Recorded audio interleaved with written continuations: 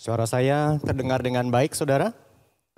Mari kita berdoa, kita mohon penyertaan Tuhan sehingga seluruh perlengkapan berfungsi dengan baik ketika firman Tuhan diberitakan. Mari kita berdoa. Tuhan, kami bersyukur waktu ini kami sungguh mohon Tuhan, Engkau yang berbicara kepada setiap kami. Siapapun kami Tuhan, baik yang berbicara maupun yang mengatakan, maupun yang mendengarkan, tolonglah kami.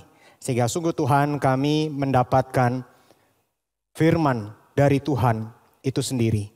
Sungguh mohon belas kasih-Mu kepada setiap kami Tuhan.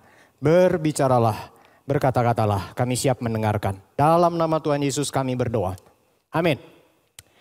Salam sejahtera saudara sekalian, baik saudara yang beribadah di gereja maupun saudara yang beribadah di tempat kediaman masing-masing. Saudaraku, kita sudah semakin mendekati momen Natal, maka saudara pada hari ini kita akan membaca saudara bagian-bagian yang terkait dengan narasi seputar Natal. Saudaraku, mari kita membuka Injil Lukas pasal pertama. Injil Lukas pasal pertama akan dibaca dari ayat yang kelima sampai dengan ayat yang ke-25. Injil Lukas pasal 1 ayat 5 sampai dengan ayat 25. Saya akan bacakan bagi saudara sekalian bagian dari firman Tuhan ini. Lukas 1 ayat 5 sampai 25. Pada zaman Herodes, Raja Yudea adalah seorang imam yang bernama Zakaria dari rombongan Abia. Istrinya juga berasal dari keturunan Harun, namanya Elisabet. Keduanya adalah benar di hadapan Allah dan hidup menurut segala perintah dan ketetapan Tuhan dengan tidak bercacat. Tetapi mereka tidak mempunyai anak sebab Elisabet mandul dan keduanya telah lanjut umurnya. Pada suatu kali, waktu tiba giliran rombongannya, Zakaria melakukan tugas keimaman di hadapan Tuhan. Sebab ketika diundi sebagaimana lazimnya untuk menentukan imam yang bertugas, dialah yang ditunjuk untuk masuk ke dalam bait suci dan membakar ukupan di situ. Sementara itu seluruh umat berkumpul di luar dan sembahyang. Waktu itu adalah waktu pembakaran ukupan. Maka tampaklah kepada Zakaria seorang malaikat Tuhan berdiri di sebelah kanan mezbah pembakaran ukupan. Melihat hal itu, ia terkejut dan menjadi takut. Tetapi malaikat itu berkata kepadanya, "Jangan takut, hai Zakaria, sebab doamu telah dikabulkan dan Elisabet istrimu akan melahirkan seorang anak laki-laki bagimu. Dan haruslah engkau menamai dia Yohanes. Engkau akan bersukacita dan bergembira, bahkan banyak orang akan bersukacita atas kelahirannya itu. Sebab ia akan besar di hadapan Tuhan dan ia tidak akan minum anggur atau minuman keras, dan dia akan penuh dengan Roh Kudus mulai dari rahim ibunya. Ia akan membuat banyak orang Israel berbalik kepada Tuhan Allah mereka, dan ia akan berjalan mendahului Tuhan dalam roh dan kuasa Elia, untuk membuat hati bapa-bapa berbalik kepada anak-anaknya, dan hati orang-orang durhaka kepada pikiran orang benar, dan dengan demikian menyiapkan bagi Tuhan suatu umat yang layak baginya." Lalu kata Zakaria kepada malaikat itu, "Bagaimana aku tahu bahwa hal ini akan terjadi? Sebab aku sudah tua dan istriku sudah lanjut umurnya." Jawab malaikat itu kepadanya, "Akulah Gabriel yang melayani Allah, dan aku telah diutus untuk berbicara dengan engkau dan untuk menyampaikan kabar baik ini kepadamu. Sesungguhnya engkau akan menjadi bisu dan tidak dapat berkata-kata sampai kepada hari di mana semuanya ini terjadi, karena engkau tidak percaya akan perkataanku yang akan nyata kebenarannya pada waktunya." Sementara itu orang banyak menanti-nantikan Zakaria. Mereka menjadi heran bahwa ia begitu lama berada dalam bait suci. Ketika ia keluar, ia tidak dapat berkata-kata kepada mereka. Dan mengertilah mereka bahwa ia telah melihat suatu penglihatan di dalam bait suci, lalu ia memberi syarat kepada mereka sebab ia tetap bisu. Ketika selesai jangka waktu tugas jabatannya, ia pulang ke rumah. Beberapa lama kemudian Elisabet istrinya mengandung dan selama 5 bulan ia tidak menampakkan diri, katanya, "Inilah suatu perbuatan Tuhan bagiku, dan sekarang ia berkenan menghapuskan aibku di depan orang. Saudaraku sekalian, Zakaria adalah seorang imam dan bersama Elisabeth, saudara, dia tinggal di satu masa ketika Herodes menjadi raja. Saudara, Herodes sebenarnya adalah raja boneka. Yang berkuasa sesungguhnya adalah Kaisar Romawi. Herodes ini bukan orang Yahudi meskipun memeluk agama Yahudi. Herodes orang yang pintar, namun Herodes dikenal orang yang paranoid. Herodes tega membunuh istrinya sendiri, 3 putranya, istrinya yang lain, mertuanya, dan orang-orang yang menurut dia berpotensi atau dia curigai melakukan kudeta. Saudara, memang dia dikenal membangun banyak gedung yang bagus termasuk bait Allah yang dipugar olehnya. Tapi Herodes dikenal sebagai pemimpin yang kejam, saudara. Salah satu kekejamannya tentu saja adalah ketika pembunuhan anak berusia 2 tahun ke bawah ketika Kristus lahir. Saudaraku, Zakaria dan Elisabeth tinggal, saudara, di satu masa yang kelam. Bahkan tadi teks mengatakan Zakaria dan Elisabeth belum punya keturunan. Elisabeth dikatakan mandul. Mohon maaf bagi kaum wanita, tetapi memang pada zaman itu seperti dikatakan oleh Elisabeth pasal 1 ayat 25. Seorang istri, seorang wanita yang telah menikah dan belum berketurunan, pada masa itu dikatakan dalam kondisi aib. Mereka mengalami masa yang kelam, saudaraku. Mereka kemudian menjalani satu masa yang ada kekejaman itu di sana. Mereka juga mengalami kesulitan hidup. Saudara, menarik ya, karena Alkitab itu tidak menyebutkan banyak orang dengan keterangan benar di hadapan Allah. Zakaria dan Elisabeth di ayat 6 di sini dikatakan apa? Mereka benar di hadapan Allah. Mereka hidup saleh. Tapi dengan tidak punya anak itu sebetulnya ada kesulitan tersendiri bagi mereka. Mereka juga tinggal di mana terjadi ketidakpastian sebab pemerintahan Herodes yang impulsif, paranoid, bisa terjadi peristiwa-peristiwa yang tidak diduga sebelumnya. Saudara sekalian, memang kita tidak mengalami seperti yang dialami Zakaria dan Elisabeth. Tapi bukankah ini mirip dengan gambaran hidup saya dan saudara? 2,5 tahun ini kurang lebih masih suatu masa yang kita bisa katakan kelam. Yang pasti ada kesulitan hidup. Kita masih bisa menyaksikan kekejaman terjadi di sekitar kita. Ketidakpastian masih dapat terjadi oleh karena ketika semua sepertinya mulai lebih baik. Tetapi kembali muncul hal-hal yang dapat membuat kita terkejut. Belum lagi dengan kemungkinan adanya hal yang tidak mudah secara ekonomi di depan kita. Saudaraku, kita kembali kepada kisah Zakaria dan Elisabeth. Saudara, Zakaria dikatakan suatu hari dia itu bertugas di dalam bait Allah.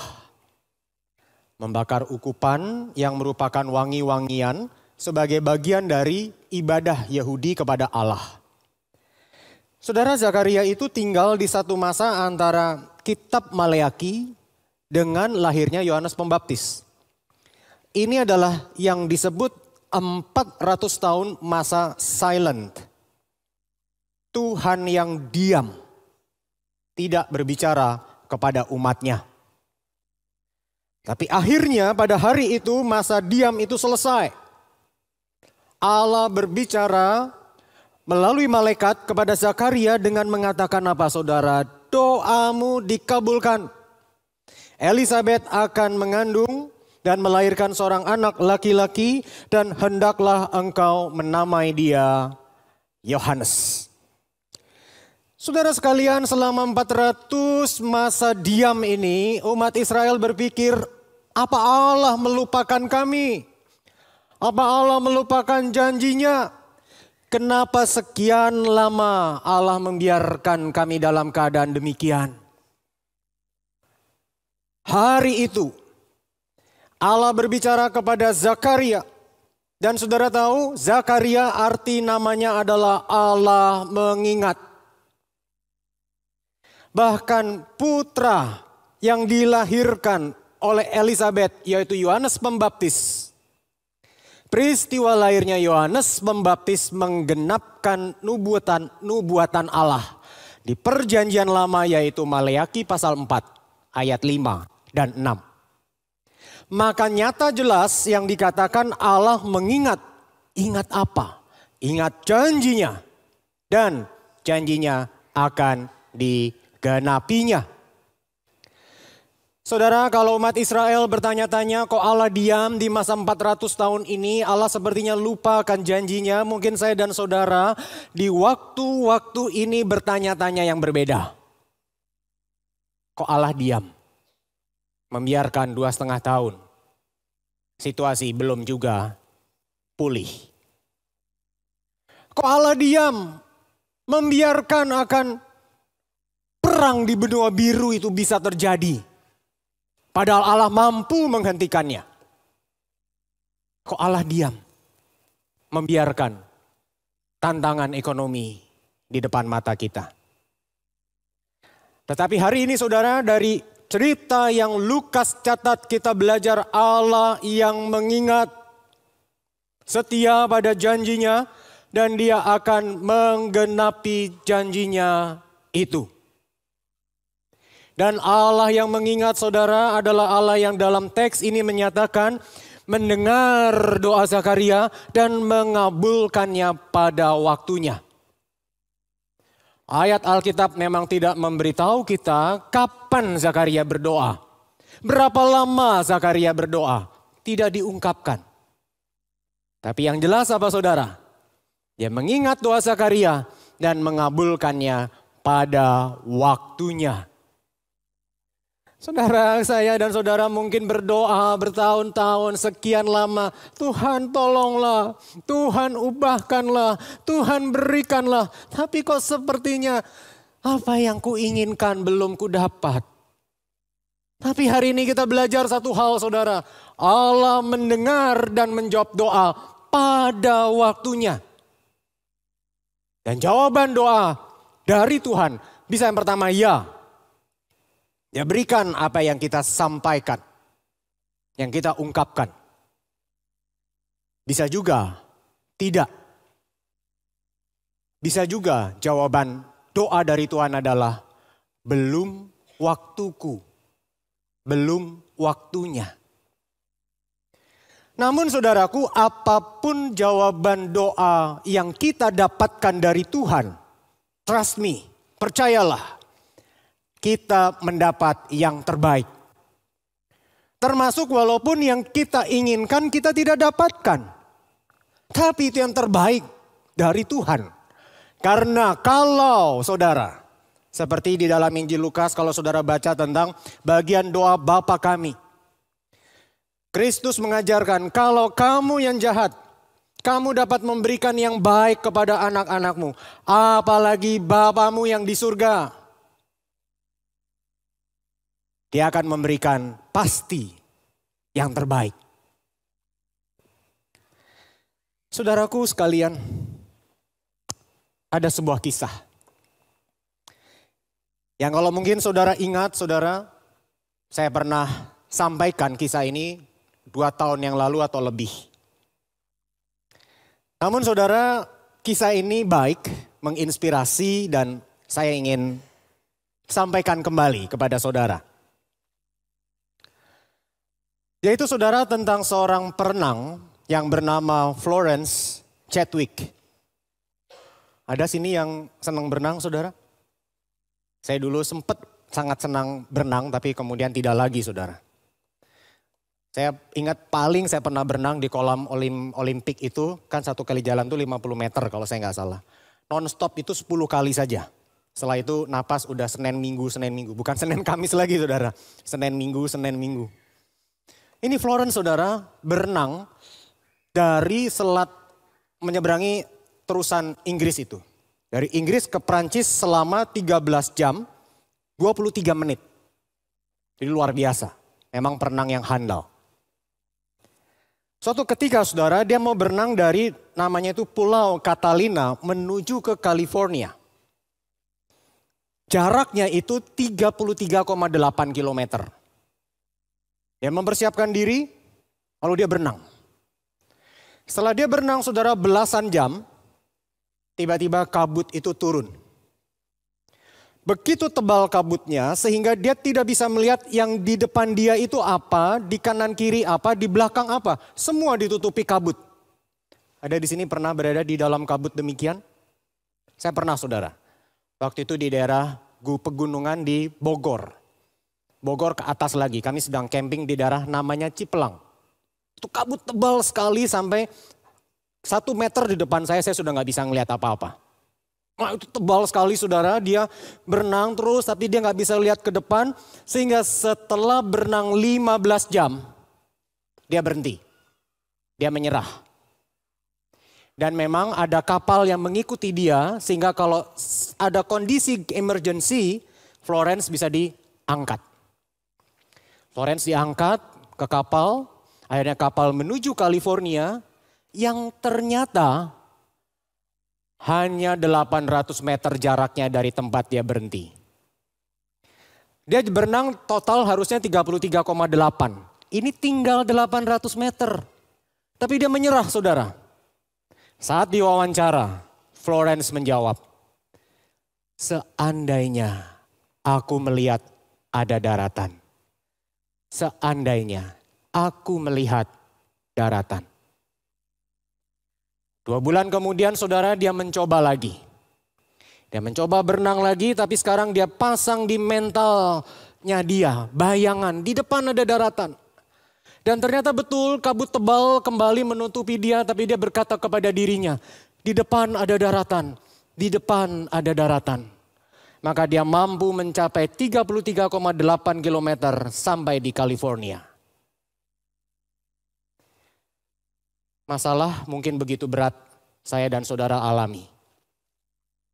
Atau masalah berkepanjangan. Intensitasnya berat atau frekuensinya, durasinya panjang. Atau berkali-kali bertubi-tubi. Membuat kita sepertinya berada di dalam satu kegelapan, kita nggak bisa melihat apa-apa. Hidup ini sepertinya penuh dengan kabut masalah. Kita nggak bisa melihat apa-apa. Tapi hari ini firman Tuhan berbicara apa saudara? Ada Tuhan di depan. Ada Tuhan di depan. Karena Tuhan yang berbicara kepada Zakaria adalah Tuhan yang sudah datang ke dalam dunia, mati dan bangkit. Menyatakan dia begitu berpihak kepada saya dan saudara. Kita bisa abai pada Tuhan, tapi Tuhan tidak pernah abai tentang kita. Kalau dia abai tentang kita, tak mungkin Kristus datang. Dan Tuhan yang dinyatakan Alkitab adalah Tuhan yang setia pada janjinya. Tuhan yang mendengarkan janji, mendengarkan doa kita. Tuhan ada di depan. Tuhan ada di depan. Seperti seorang perenang di lautan bebas. Berkata kepada dirinya, ada daratan di depan, ada daratan di depan. Mari kita berkata kepada diri kita, bertahan, bertahan. Tuhan di depan. Florence berkata ada daratan di depan. Kita berkata ada Tuhan di depan. Ada Tuhan di depan. Biarlah saudara kita terus memupuk ini dalam diri kita. Tetapi mari kita kembali kepada teks. Teks ini berbicara apa? Lebih jauh bagi kita. Saudaraku sekalian, setelah malaikat itu berbicara kepada Zakaria, bahwa dia akan punya putra melalui Elisabet dan seterusnya. Ternyata saudara di sini kemudian Zakaria itu berkata begini, Bagaimana aku bisa tahu hal ini mungkin terjadi? Aku sudah tua dan istriku sudah lanjut umurnya. Saudara, sepertinya perkataan Zakaria ini manusiawi ya. Kita bisa pahami. Sudah mati haid, sudah lanjut usia, bagaimana bisa mengandung? Dan saudara, sebenarnya ternyata Abraham itu pernah mengucapkan hal yang serupa itu. Abraham pernah berkata, Tuhan bagaimana aku mendapatkan lahan ini, tanah ini, wilayah ini, Palestina yang begitu luas. Tapi kalau kepada Zakaria Allah itu bersikap keras. Kenapa kepada Abraham Allah tidak bersikap keras? Maka saudara mari kita lihat ya, Abraham itu di Kejadian 5 dikatakan, percayalah Abraham kepada Tuhan, maka Tuhan memperhitungkan hal itu kepadanya sebagai kebenaran. Percaya Abraham. Baru kemudian di ayat yang ke-8 saudara, Abraham itu bertanya, ya Tuhan, dari mana aku tahu bahwa aku akan memilikinya? Tapi sebelumnya dikatakan Abraham itu percaya. Sementara saudara, kalau kita membandingkan dengan teks di Zakaria, kita lihat kepada teks di Alkitab kita. Maka saudara, berbeda dengan Abraham. Karena kepada Zakaria itu terlebih dahulu dikatakan Zakaria bertanya. Bagaimana aku tahu? Dan komentar dari malaikat itu adalah, karena engkau tidak percaya. Saudara melihat perbedaannya. Abraham terlebih dahulu dibilang percaya, baru dia bertanya. Kalau Zakaria bertanya dan dikatakan tidak percaya. Karena di dalam benak Abraham yang memang percaya, dia itu ingin tahu lebih jauh untuk melengkapi dirinya yang terbatas. Saudara, Allah itu penuh anugerah kok. Kita bilang kita percaya Tuhan. Tapi Tuhan, bagaimana? Bagaimana sebenarnya? Itu gak apa-apa saudara ternyata. Sebagai contoh ya. Kita bilang kita percaya pada Kristus. Tetapi kalau orang percaya sejati, ingin tahu bagaimana Allah menjadi manusia. Bagaimana kelahiran anak darah. Bagaimana kemudian Kristus bisa mati bangkit menebus kita. Nah, ini namanya apa? Ini yang Anselmus bilang. Credo ut intelligam. Atau di dalam buku Daniel Miglior itu dikatakan faith seeking understanding. Karena iman tidak bisa di dalam ruang gelap. Kita perlu menambah knowing, pengetahuan. Sehingga iman kita itu makin kokoh. Tapi kalau Zakaria itu apa? Dasarnya gak percaya. Jadi dia itu pengen evidence, pengen bukti. Yang menurut dia make sense, baru dia mau percaya. Lah ini salah prinsipnya saudara. Ini salah. Tapi perhatikan, bukan berarti kalau kita percaya maka kita meniadakan pengetahuan. Enggak. Rasionalitas tidak hilang karena iman. Tapi iman menjadi dasar untuk kita lebih mengetahui. Nah saudara sekalian, ternyata inilah yang terjadi dengan Zakaria. Maka Zakaria itu tidak percaya. Padahal saudara di tangan Zakaria itu ada teks kitab suci perjanjian lama yang mencatat apa? Siapa 3 istri leluhur Israel yang mandul? Saudara ingat? Sarah, kemudian siapa? Ribka, betul nggak? Ribka dan Rahel. Saudara, tapi Zakaria punya catatan begitu pun masih nggak percaya. Saudara, ternyata saudara ya, walaupun kita punya pengetahuan Alkitab dan teologi, tidak otomatis membuat kita percaya. Tapi kalau kita percaya, maka pengetahuan itu menolong kita, menguatkan iman kita. Pendeta David Wong, penulis buku Finishing Well, ngobrol sama saya. Temannya yang lulus dari Inggris bersama-sama dia. Tesisnya bagus.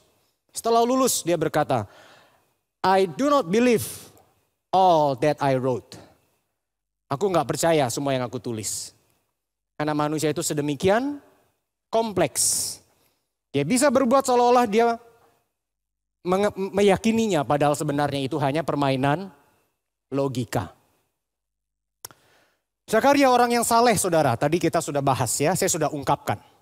Tidak banyak orang dikatakan saleh di Alkitab. Menjadi cerminan bagi saya dan saudara. Orang bisa menilai kita saleh. Kita bisa tampak orang beragama setia melayani Tuhan. Tapi jangan-jangan sebetulnya dalam hati kita belum sungguh mempercayai perkataan-perkataan Tuhan. Zakaria itu mendapatkan apa? Malaikat berbicara kepadanya. Ada orang pernah berkata, coba kalau Tuhan ngomong verbal di telingaku, aku pasti percaya. Coba Tuhan utus malaikatnya, aku dengar seperti aku dengar radio, dengar musik ini loh, aku pasti percaya. Really? Nah Zakaria itu malaikat datang. Saudara kembali ke catatan perjanjian lama. Umat Israel itu kurang apa sih? Melihat di Mesir kuasa Tuhan satu demi satu, apa itu 10 tulah itu. Menyatakan kegagalan ilahnya Mesir. Tuhan dengan kuasanya menolong Israel menyeberang melalui laut Teberau, ya kan? Luar biasa. Mereka mendapati tempat yang airnya pahit, Tuhan kasih. Mereka pengen daging di padang gurun Sin, Tuhan kasih. Sampai ke tempat yang namanya Rafidim, tidak ada air. Keluaran 17 ayat 7. Israel berkata apa? Apakah ada Tuhan di antara kita? Kalau memang pada dasarnya nggak percaya, sekalipun malaikat datang, sekalipun Tuhan itu sendiri berbicara, tidak akan percaya. Dan tentu yang saya harapkan saya dan saudara adalah kita tidak sampai mengalami yang seperti ini, ya toh? Maka kita perlu berpikir lebih jauh lagi, sebenarnya kenapa Zakaria sampai bisa tidak percaya. Saudaraku sekalian, maka kita kembali kepada teks dan menarik saudaraku karena di kitab Lukas ini pasal 1 ayat yang ke-18. Setelah dikatakan saudara, Zakaria itu bertanya bagaimana mungkin itu terjadi sebab aku sudah tua. Perhatikan apa jawaban malaikat itu di ayat 19. Setelah Zakaria mengatakan bagaimana mungkin itu terjadi, malaikat itu menjawabnya apa? Akulah Gabriel. Loh, kenapa ngomongnya itu? Kenapa nggak ngomong yang lain? Saudara, ternyata arti dari kata Gabriel adalah Allah kekuatanku. Jadi saudara kita bisa bikin dialog imajiner kira-kira begini saudara. Zakaria itu berkata, aku sudah tua, istriku mandul, tidak mungkin kami bisa punya anak. Kami itu sudah tua, secara manusia itu nggak mungkin. Tapi Gabriel ngomong, Allah kekuatanku. Dan aku melayani Allah. Aku dengar apa yang dia katakan, bahwa Elizabeth akan hamil. Maka pasti itu terjadi. Bagaimana mungkin engkau katakan, itu tidak bisa terjadi. Sebenarnya apa saudara? Yang ada pada diri Zakaria ini adalah dia mengandalkan kekuatannya. Dia mengandalkan pikirannya. Dia mengandalkan asumsinya. Ketika yang dia dengar tidak cocok dengan pertimbangannya, tidak match dengan logikanya, dia katakan tidak mungkin itu terjadi. Disinilah kesalahan Zakaria. Disinilah kita bisa bercermin. Selama ini siapa yang kita andalkan? Betul kita andalkan Tuhan? Betul kita percaya penuh pada Dia atau sebenarnya kita masih melihat pakai kacamata kita sendiri? Padahal sebenarnya saudara, apa yang tidak mungkin bagi manusia mungkin bagi Allah. Dan saya bukanlah orang yang sudah berhasil selalu mempercayai perkataan Allah. Karena saya pernah berada dalam satu kondisi. Tanpa saya perlu ceritakan peristiwanya. Tapi saudara bisa membayangkan. Dalam tekanan dan saudara ingin itu segera selesai. Maka ingin mengambil langkah sendiri. Menyelesaikan sendiri. dengan cara saya. Tapi istriku mengingatkan, sabar, sabar. Biarkan Tuhan bekerja. Biarkan Tuhan menyatakan kehendaknya. Saudara, percaya kepada firman Allah menurut saya adalah kita melepaskan hak untuk menentukan mana yang benar dan dapat dipercayai sepenuhnya kepada Allah. Karena apa yang Allah katakan pasti adalah benar. Sehingga saudara kita akan dapat belajar merendahkan diri untuk menaati serta melakukan firman Allah itu di dalam seluruh hidupnya.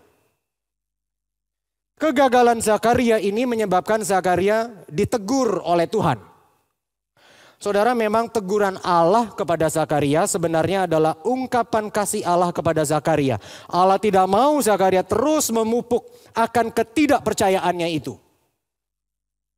Tapi mungkin ada di antara saya dan saudara yang berpikir, kok standar Allah itu tinggi banget ya? Harus percaya, nggak boleh ragu, jangan bimbang. Apalagi kalau saudara membaca Matius 5 ayat 48. Hendaklah kamu sempurna sama seperti Bapamu yang di surga sempurna. Wow, bagaimana mungkin? Mungkin saudara dan saya kita berpikir seperti apa saudara, gimana manjatnya Tuhan. Susah sekali tuntutanmu. Kau pengen kami harus bagaimana Tuhan? Gimana aku bisa manjat sampai mencapai standarmu? Tapi you know what? Kuncinya bukan pada kekuatan manusia. Kuncinya adalah dari Allah. 9 bulan lebih Zakaria tidak bisa berbicara. Dia berbicara ketika Yohanes lahir. Arti kata Yohanes adalah Allah beranugerah. Ketika Yohanes datang, ketika anugerah Allah nyata melalui kelahiran Yohanes Pembaptis, Zakaria berbicara. Kedatangan Yohanes Pembaptis menyatakan anugerah Allah sehingga umat Allah kembali hatinya kepada Allah. Tidak terus-menerus dibiarkan dalam kesesatan. Yohanes Pembaptis mempersiapkan jalan bagi Kristus yang nyata jelas anugerah Allah. Di saat kita tidak mampu memanjat mencapai apa yang Allah mau, anugerah Allah yang memampukan kita, yang menjadikan kita dipandangnya sempurna, benar. Bukan karena kuat dan hebat saya dan saudara, maka kita dikatakan benar. Tapi karena anugerah Allah di dalam Kristus, maka kita dinyatakan benar. Maka saudara sekalian, di tengah segala sesuatu yang kita hadapi, di tengah segala hal yang mungkin sekarang sedang kita alami atau akan kita alami, implikasinya bagi saya dan saudara yang pertama, mari saudara percaya kepada Allah, percaya bahwa Dia setia kepada janjinya. Allah mendengar dan menjawab doa-doa kita. Walaupun saat ini sepertinya kita belum mendapat yang kita inginkan. Sekali lagi, apapun jawaban doa kita adalah yang terbaik dari Tuhan.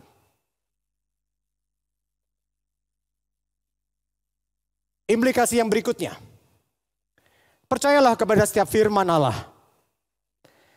Ketika kita tidak percaya kepada perkataan seseorang, bukan perkataan itu yang sedang kita ragukan kredibilitasnya, tapi orang tersebut yang sedang kita ragukan kredibilitasnya. Kesalahan Zakaria adalah dia meragukan kredibilitas Allah. Saudara boleh tidak mempercayai perkataan saya, tapi jangan kita tidak mempercayai perkataan Allah. Belajar merendahkan diri, belajar menerima. Apalagi apa saudara? Anugerah Allah yang memampukan kita untuk percaya. Dan anugerah Allah boleh menolong kita setelah kita percaya semakin punya pengetahuan. Pengertian yang benar, pengertian Alkitabiah yang baik. Yang kembali menyokong iman kita.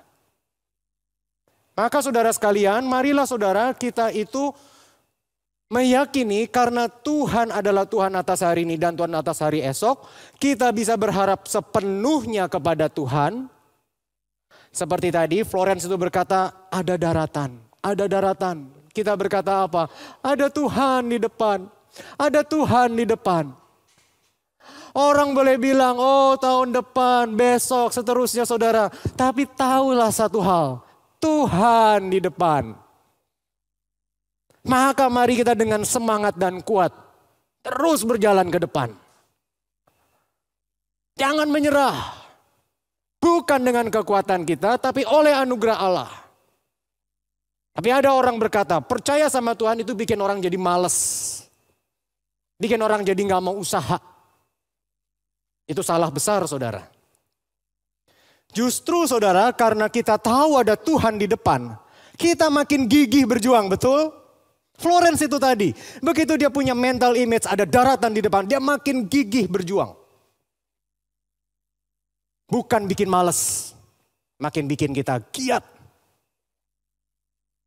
Maka saudara, kalau nanti habis ibadah ini kita kembali kepada kehidupan. Mari kita nyatakan sikap yang berbeda dengan orang-orang sekitar kita. Sikap yang mau terus gigih berjuang karena kita tahu Tuhan di depan. Dan biarlah lewat sikap kita, justru orang-orang di luar sana akhirnya belajar kenal Tuhan. Lewat nyata real kehidupan saya dan saudara. Lihat bagaimana seorang pegawai Kristen ini, pengusaha Kristen ini, mahasiswa Kristen ini, siswa Kristen ini. Terus punya semangat. Tapi ketika ditanya, kok kamu bisa? Dia tidak menepuk dada dan berkata, memang gua hebat. No. Dia akan bilang apa? Tuhanku hebat. Dan aku tahu Tuhan di depan. Mari kita berdoa. Tuhan berkati setiap kami, tolonglah semakin menghayati karyamu, menghayati kasihmu. Dan hidup sungguh di dalam engkau. Hanya untuk satu saja. Kami lebih mengasihimu dan kami menjadi saksimu. Kami bukan cuma berjuang untuk kebahagiaan kami. Tapi kami berjuang untuk semakin nyata kehendak-Mu di surga dan di bumi. Sehingga nama-Mu semakin dimuliakan. Di dalam nama Tuhan Yesus kami berdoa. Amin. Tuhan memberkati.